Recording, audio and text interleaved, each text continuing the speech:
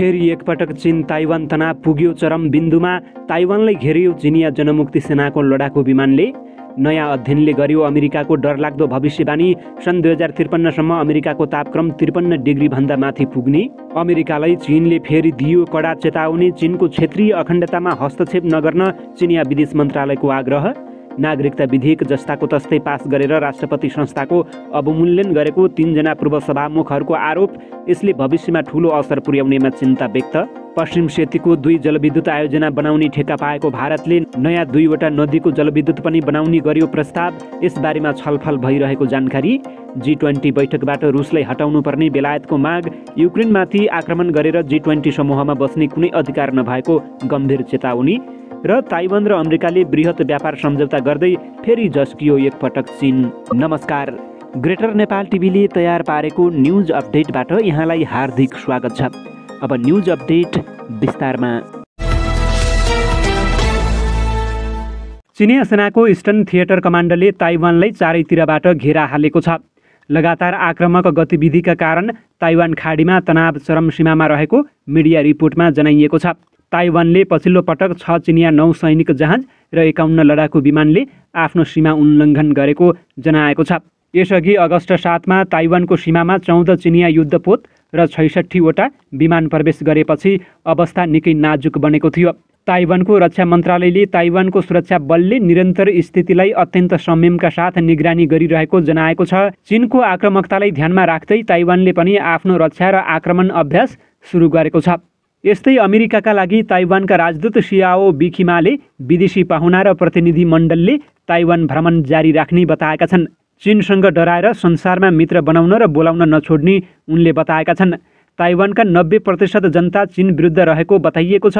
ताइवानको mainland affairs काउन्सिलले गरेको सर्वेक्षणमा 90% ताइवानी जनता चीनको चालको विरुद्धमा देखिएका छन् भने 88.3%ले चीन ताइवानप्रति शत्रुतापूर्ण रहेको बताएका छन्। अमेरिकालाई क्षेत्रीय अखण्डताको रक्षा गर्ने सङ्कल्पलाई गलत अनुमान नगर्न चीनले चेतावनी दिएको छ। सार्वभौमिकता र क्षेत्रीय अखण्डताको रक्षा गर्ने सङ्कल्पलाई गलत अनुमान नगर्न चीनले चेतावनी दिएको हो। चिनिया विदेश मन्त्रालयका प्रवक्ता वान बेनविनले आफ्नो सार्वभौमिकता र क्षेत्रीय अखण्डताको रक्षाका लागि चीनको दृढ सङ्कल्पलाई गलत नबुझ्न अमेरिकी पक्षलाई आग्रह गरेका हुन्। पूर्वी एसियाली तथा प्रशान्त क्षेत्र मामिला अमेरिकी सहायक विदेश मन्त्री डेनियल क्रेटेनब्रिङ्कले अमेरिकी सभामुख न्यान्सी पेलोसीको ताइवान भ्रमणप्रति चीनको प्रतिक्रियाबारे लगाएको आरोपको जवाफमा वाङले उक्त कुरा बताएका हुन्। पेलोसीको चीनको ताइवान क्षेत्रको उत्तेजक भ्रमणबारे सन्दर्भ, कारण र घटनाक्रम प्रष्ट रहेको छ, वाङले भनेका छन्। उनले भनेका छन्, संयुक्त राज्य अमेरिका एक चीन नीतिप्रतिको आफ्नो प्रतिबद्धताबाट पछि हटेको छ र चीनको सार्वभौमिकता र क्षेत्रीय अखण्डतालाई कमजोर बनाएको छ। चिनियाहरू अलास्काको स्वतन्त्रतालाई समर्थन गर्न संयुक्त राज्य अमेरिका गएका नभई अमेरिकी नेताहरू ताइवान स्वतन्त्रताको नाममा ताइवानी पृथकतावादी गतिविधिलाई समर्थन गर्न ताइवान गएको भन्ने विषय सबै सामु छर्लङ्ग छ, वाङले भनेका छन्। अमेरिकी उक्साहट विरुद्ध चीनको कडा प्रतिक्रिया तर्कसङ्गत, कानुन सम्बद्ध र न्यायोचित रहेको र यसलाई अन्तर्राष्ट्रिय समुदायले व्यापक रूपमा बुझेको र समर्थन गरेको वाङले बताएका छन्। जिम्मेवारीबाट पन्छिनु र आरोपबाट पन्छिनु र समस्यालाई थप सङ्कटतर्फ लानुको सट्टा अमेरिकी पक्षका लागि समस्याको एकमात्र समाधान चीन अमेरिका सम्बन्धमा चीन र अमेरिकाले जारी गरेका 3 संयुक्त विज्ञप्तिको पालना गर्नु र एक चीन नीतिप्रति प्रतिबद्ध हुनु हो। वाङले भने, हामी हाम्रो राष्ट्रिय सार्वभौमिकता र भौगोलिक अखण्डताको रक्षा गर्न दृढ सङ्कल्पित छौँ। हामी अमेरिकी पक्षलाई यस विषयमा गलत अनुमान नगर्न आग्रह गर्दछौँ। मुलुकको अभिभावक राष्ट्रपति संस्थाको मर्यादाको ख्यालै नगरी प्रतिनिधि सभाले नागरिकता विधेयकलाई जस्ताको तस्तै पारित गरेको भन्दै पूर्व सभामुखहरूले असन्तुष्टि जनाएका छन्। राष्ट्रको अभिभावकले ध्यानाकर्षण गरिसकेपछि संसदले कुनै न कुनै रूपमा त्यसलाई सम्बोधन गर्नुपर्ने उनीहरूको सुझाव रहेको छ। राष्ट्रपति विद्यादेवी भण्डारीले 15 बुँदे सुझावसहित पुनर्विचार गर्न पठाएको नागरिकता ऐनलाई प्रतिनिधि सभाले बिहिबार जस्ताको तस्तै पारित गरेको थियो। पूर्व सभामुखहरू तारानाथ राणाभाट, दमननाथ ढुङ्गाना र सुभाष चन्द्र नेम्बाङले प्रतिनिधि सभामा छलफल नभएकोमा असन्तुष्टि जनाएका छन्। राष्ट्रपति भण्डारीले प्रमाणीकरण नगरी 2 साता अध्ययन गरी फिर्ता पठाएको विधेयक प्रतिनिधि सभाबाट बिहिबार पारित भएको हो। प्रतिनिधि सभाको बैठकले बहुमतको आधारमा विधेयकलाई पारित गरेको हो।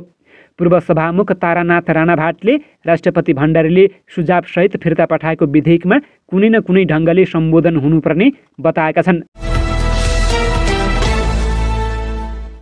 750 मेगावाटको पश्चिम सेती र 450 मेगावाटको सेती नदी 6 जलविद्युत आयोजना बनाउने गरी बिहिबार मात्रै समझदारी गरेको भारतीय कम्पनी एनएचपिसीले नेपालका थप 2 ठूला योजना पनि बनाउने गरी आवेदन दिएको छ। त्यसमध्ये फुर्कोट कर्णालीबारे लगानी बोर्डले छलफल समेत अगाडि बढाएको छ। हालै 750 मेगावाटको पश्चिम सेती र 450 मेगावाटको सेती नदी 6 जलविद्युत आयोजना बनाउन लगानी बोर्डसँग समझदारी गरेको भारतीय कम्पनी एनएचपिसीले नेपालका थप 2 ठूला जलविद्युत आयोजना बनाउन पनि इच्छुक देखिएको छ। 450 मेगावाटको फुर्कोट कर्णाली अर्ध जलाशय र 1902 मेगावाटको मुगु कर्णाली जलाशय युक्त आयोजना बनाउन एनएचपिसी इच्छुक देखिएको हो। रुसले युक्रेनमा आफ्नो आक्रमण जारी राख्दा G20 राष्ट्रको समूहमा बस्ने कुनै नैतिक अधिकार नभएको बेलायतको विदेश मन्त्रालयका प्रवक्ताले बताएका छन्। युक्रेनमा उसको आक्रामकता जारी रहँदा रुसलाई G20 मा बस्ने कुनै नैतिक अधिकार छैन, प्रवक्ताले भने। हामी G20 बैठकमा रुसको युद्धको प्रभावहरू विचार गर्न र सुनिश्चित गर्न इन्डोनेसियाको प्रयास र G20 नेताहरूको शिखर सम्मेलनमा चिनिया नेता सी जिनपिङले प्रतिनिधित्व गर्न सक्ने सङ्केतलाई भने स्वागत गर्दछौँ। G20 को बैठक इन्डोनेसियाले यही नोभेम्बरमा आयोजना गर्दैछ। बैठकमा रुसी राष्ट्रपति भ्लादिमिर पुटिन र चिनिया नेता सी जिनपिङ सहभागी हुनेछन्। अमेरिकी तल्लो सदनकी सभामुख न्यान्सी पेलोसीको विवादास्पद ताइवान भ्रमणपछि ताइपे र अमेरिकाले औपचारिक रूपमा व्यापार वार्ता गर्ने भएका छन्। पहिलो चरणको वार्ता चाँडै हुने अमेरिकी व्यापार प्रतिनिधिको कार्यालयले जनाएको छ। व्यापार सहजीकरण, डिजिटल व्यापार र भ्रष्टाचार विरोधी मापदण्डबारे उनीहरूको छलफल हुने जनाइएको छ। पेलोसीको ताइवान भ्रमणपछि अमेरिका र चीनबीचको तनाव चुलिएको छ। 21औं शताब्दीको व्यापारमा अमेरिका ताइवान पहल पहिलो पटक जुनमा अनावरण गरिएको थियो। दुवै पक्ष वार्तामा जान सहमतिमा पुगेका छन्। हामी एउटा महत्त्वकांक्षी तालिका पछ्याउने योजनामा छौँ जसले 21औं शताब्दीको अर्थतन्त्रलाई अझ राम्रो, समृद्ध र लचिलो बनाउन मद्दत गर्नेछ, संयुक्त राज्य अमेरिकाका उपव्यापार प्रतिनिधि सारा ब्यान्चीले एक विज्ञप्तिमा भनेकी छन्। नयाँ अध्ययनले अमेरिकाका लागि निकै नराम्रो भविष्यवाणी गरेको छ। अध्ययनले सन् 2053 सम्ममा अमेरिका चरम गर्मीको चपेटामा पर्ने, जहाँ तापक्रम 51 डिग्रीको आसपास हुने जनाइएको छ। लगभग आधा अमेरिका यो अवस्थाबाट गुज्रिने अध्ययनले जनाएको छ। यो चर्को गर्मीको धेरै नराम्रा परिणामहरू हुने अध्ययनले जनाएको छ। अत्यधिक गर्मी भएको क्षेत्रलाई अति गर्मी बेल्ट भनिन्छ। त्यस्ता ठाउँहरूमा वर्षको कम्तीमा एक दिन तापक्रम 52 डिग्री सेन्टिग्रेड भन्दा माथि जानेछ। नयाँ अध्ययनका अनुसार सन् 2053 सम्ममा अमेरिकाको 10 करोड जनसङ्ख्या त्यस्ता क्षेत्रमा बस्न बाध्य हुनेछन्। HT को समाचार अनुसार यो अध्ययन गैर नाफामूलक संस्था फर्स्ट स्टेट फाउन्डेसनले गरेको हो। अध्ययनले 30 वर्ग किलोमिटरको हाइपर लोकल स्केलमा मौसमको जोखिम मूल्याङ्कन गरिएको दाबी गरेको छ। उत्तर कोरियाले बुधबार 2वटा क्रुज मिसाइल प्रहार गरेको दक्षिण कोरियाली रक्षा मन्त्रालयले जनाएको छ। उत्तर कोरियाले ओरन्च क्षेत्रबाट पश्चिम सागरमा 2वटा क्रुज मिसाइलहरू प्रहार गरेको छ। मन्त्रालयका एक अधिकारीको भनाइ उद्धृत गर्दै AFP ले जनाएको छ। अमेरिका र दक्षिण कोरियाका सैन्य अधिकारीहरूले उत्तरको मिसाइल प्रहारबारे विस्तृत विवरणहरूको विश्लेषण गरिरहेको पनि जनाएका छन्। दक्षिण कोरियाको योनहाप समाचार एजेन्सीका अनुसार उत्तर कोरियाले जनवरीदेखि क्रुज मिसाइल परीक्षण गरेको थिएन।